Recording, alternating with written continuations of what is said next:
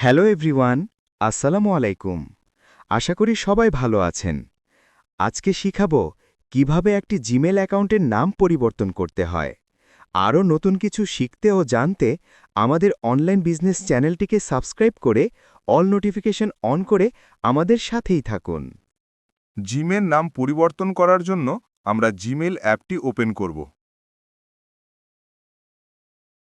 উপরে ডান পাশে Gmail logo দেখা যাচ্ছে, এখানে ক্লিক করব। যে জিমেইলটির নাম পরিবর্তন করব সেটি সিলেক্ট করব।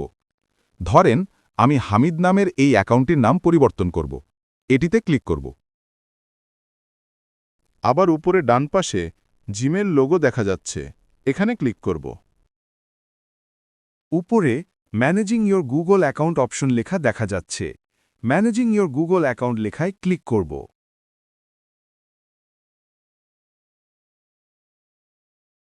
ওপেন করার পর একটু নিচে দেখতে পাচ্ছি পার্সোনাল ইনফো বলে একটি অপশন দেখা যাচ্ছে, এখানে ক্লিক করব।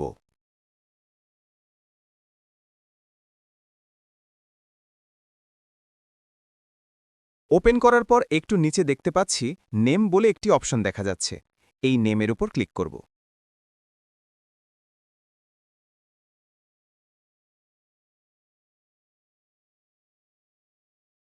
উপরে দেখতে পাচ্ছি নেম ও নিচে নিকনেম বলে অপশন দেখাচ্ছে।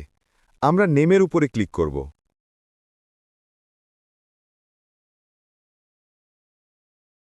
উপরে দেখতে পাচ্ছি ফার্স্ট নেম ও নিচে লাস্ট নেম বলে অপশন দেখাচ্ছে।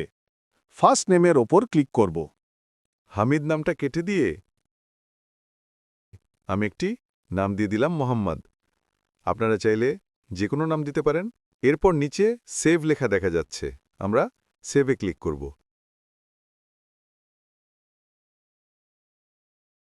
উপরে বাম পাশে দেখা যাচ্ছে ব্যাক চিহ্ন, এখানে ক্লিক করে এখান থেকে বেরোয় আসব।